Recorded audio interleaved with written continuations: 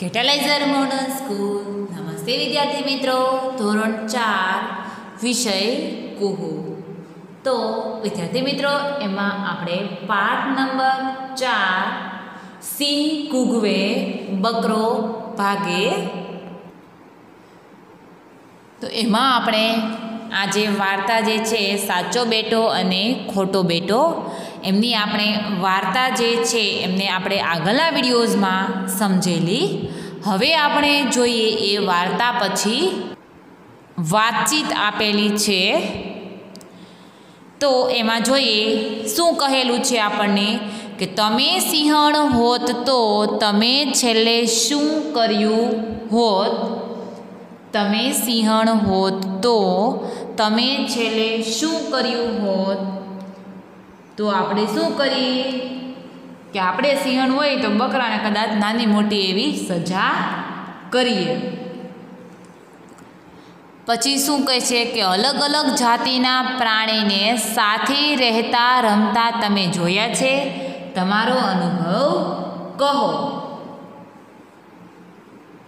હવે જો તમે જોયા હોય તો તમારે અહીંયા કહેવાનું છે, બરાબર? તમારો અનુભવ છે એ જણાવવાનો છે. કૂતરા અને બિલાડીને જોયા હોય કદાચ, કે બિલાડી કે ઉંદરને જોયા હોય તો તમારે કહેવાનું છે.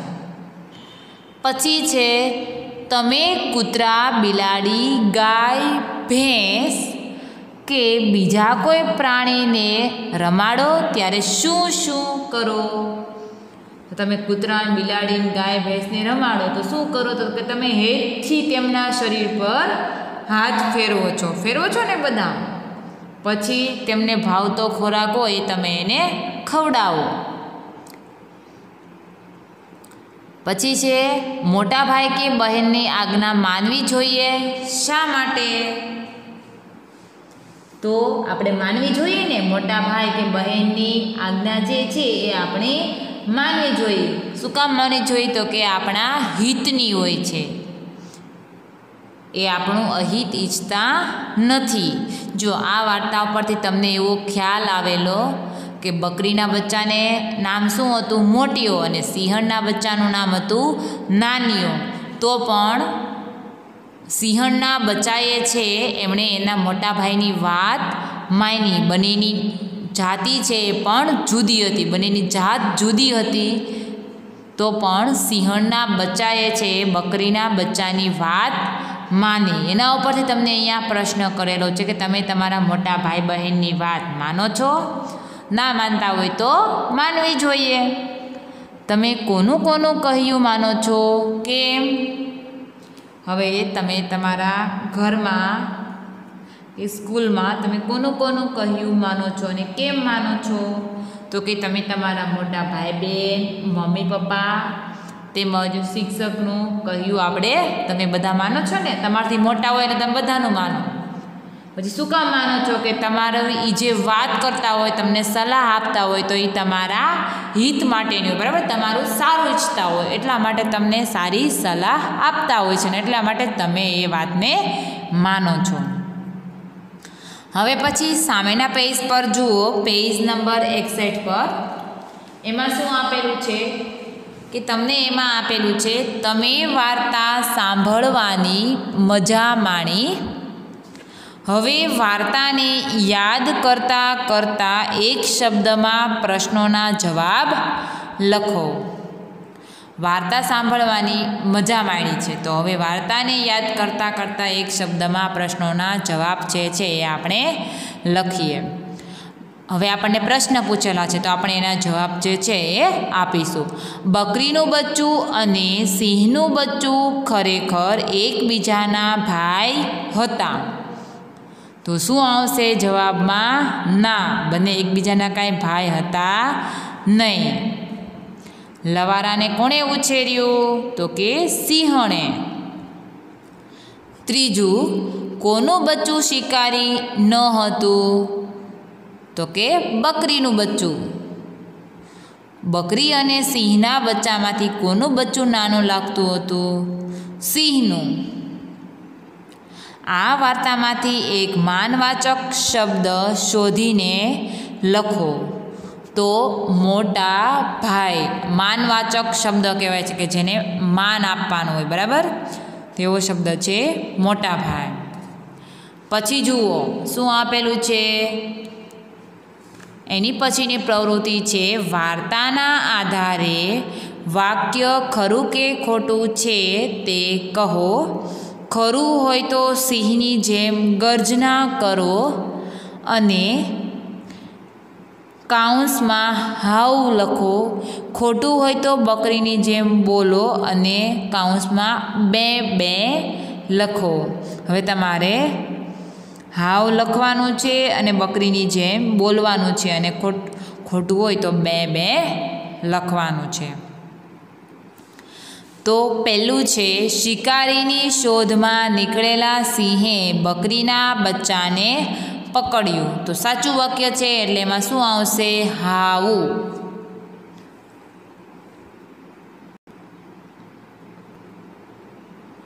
પછી બીજું વાક્ય, સિંહને થયું કે આ બચ્ચું સિંહણને ગમશે. તો આ વાક્ય પણ ખરું છે, તો શું આવશે એમાં પણ હાવ. ત્રીજું, બકરીના બચ્ચાને જોઈ સિંહણને થયું પતિદેવ આ સરસ ભોજન લાવ્યા છે. તો આ વાક્ય પણ ખરું છે, તો એમાં શું આવશે, હાવ. બકરીનું બચ્ચું નાનું હતું તેથી સિંહણે તેને સ્વીકારી લીધું. આ વાક્ય પણ ખરું છે, તો આપણે એમાં પણ હાવ લખવાનું છે. પાંચમું, થોડા દિવસમાં બકરીનું બચ્ચું કદાવર બની ગયું. તો આ વાક્ય પણ ખરું છે.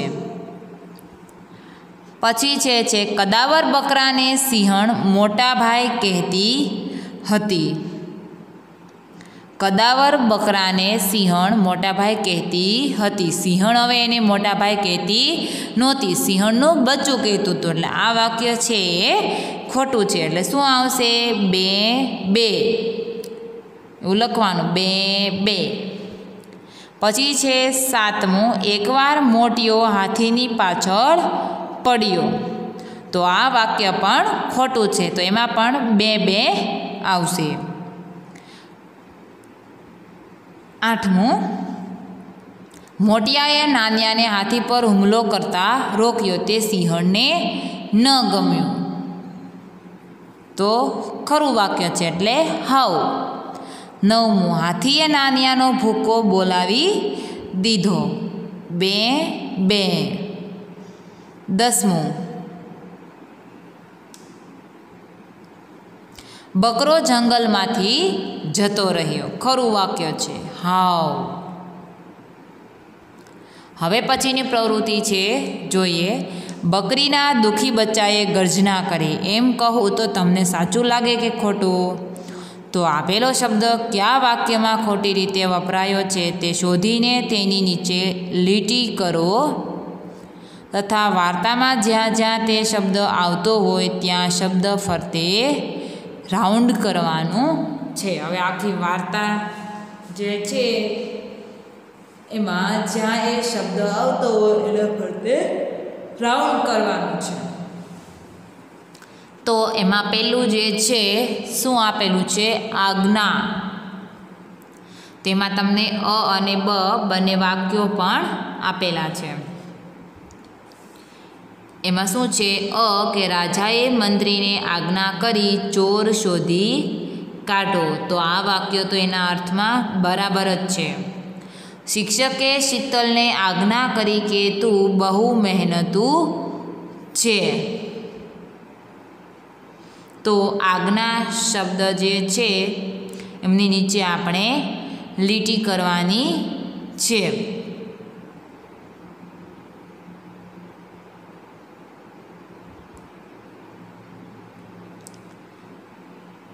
શિક્ષક કોઈ દિવસ એવી રીતે વાક્ય શું કહે છે કે તું બહુ મહેનતુ છે, એમાં આજ્ઞા શબ્દ છે એ વપરાય નહીં. પછી છે અનાદર.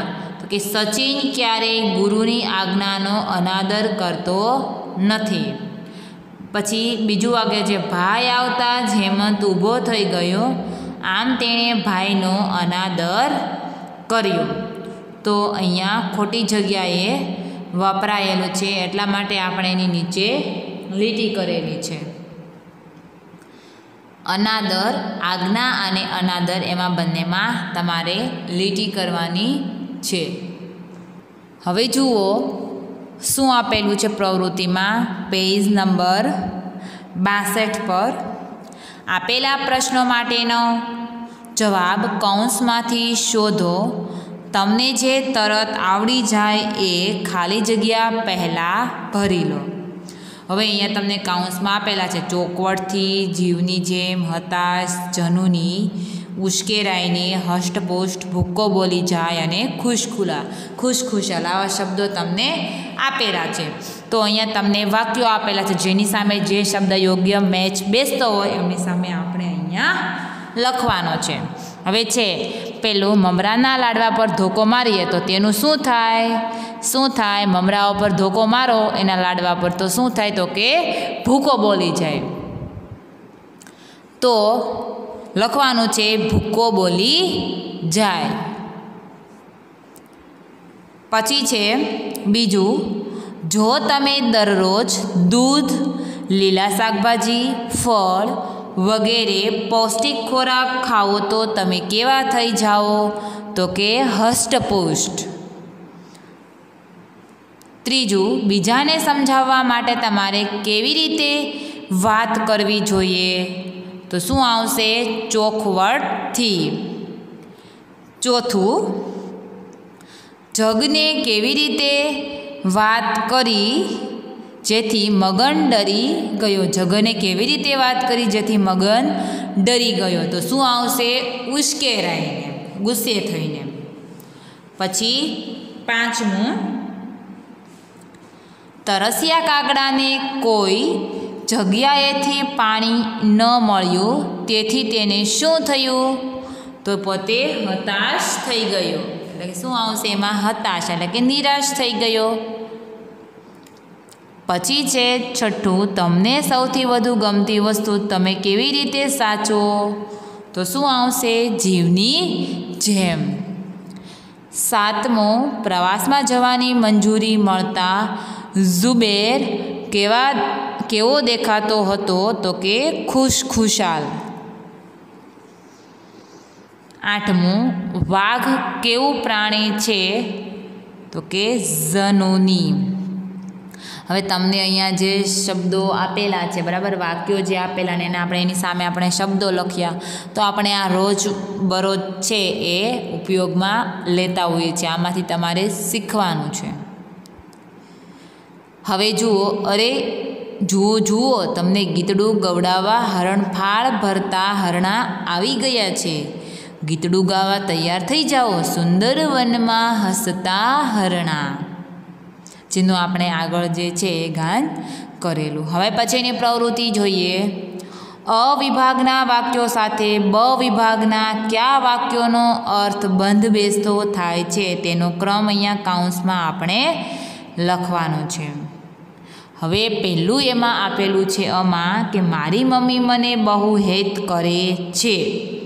તો આમાંથી કયું વાક્ય બંધ બેસતું છે? તો કે પહેલું જ. હષ્ટપુષ્ટ ગલુડિયું જોઈ મને વહાલ ઉભરાયું.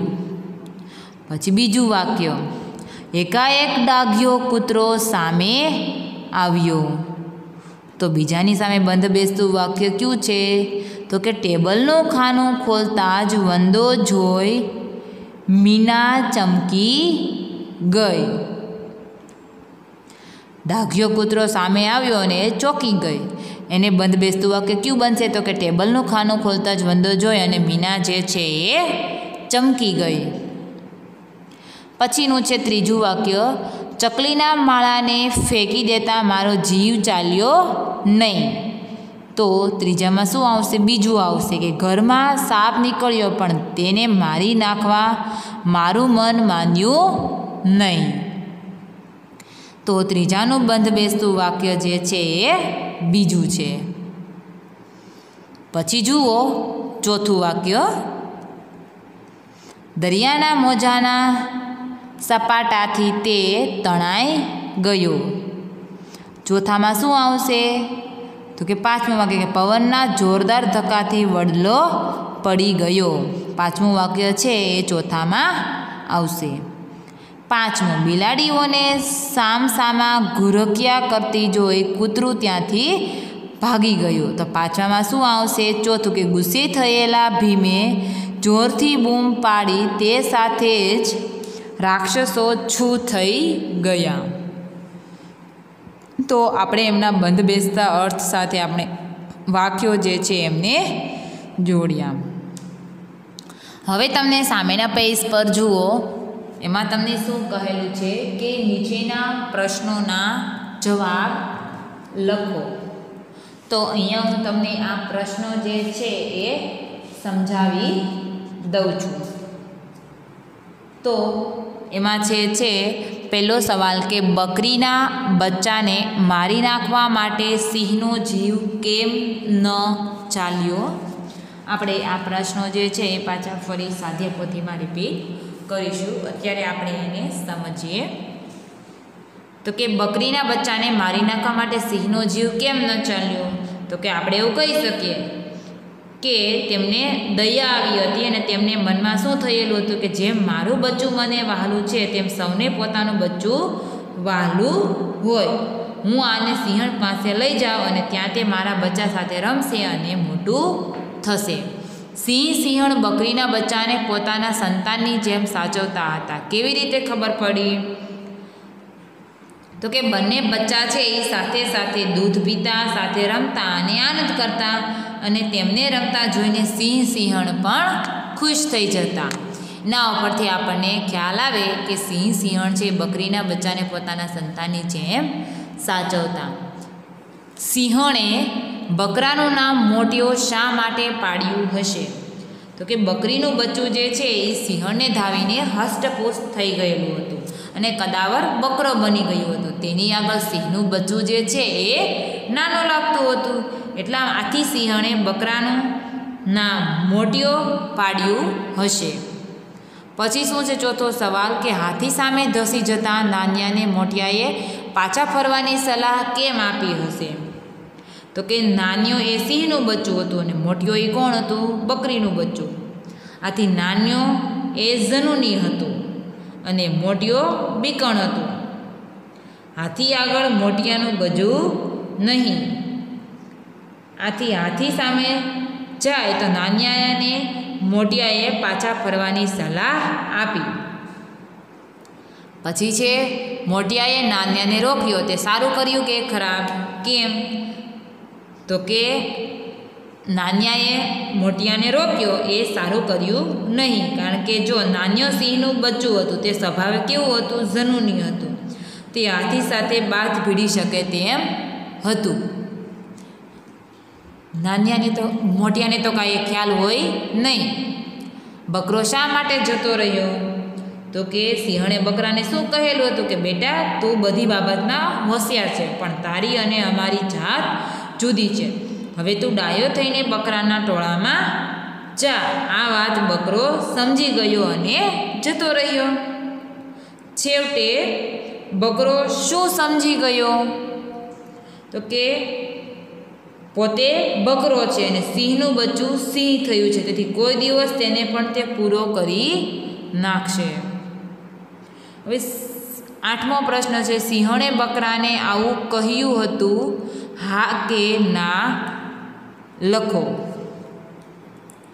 તો સિંહ તો ગમે તેટલા મોટા પ્રાણી પર હુમલો કરે જ. તો શું આવે? તો કે ના. મોટો થયેલો સિંહ બકરા, હાથી કે કોઈ પણ પ્રાણીને મારી શકે ના.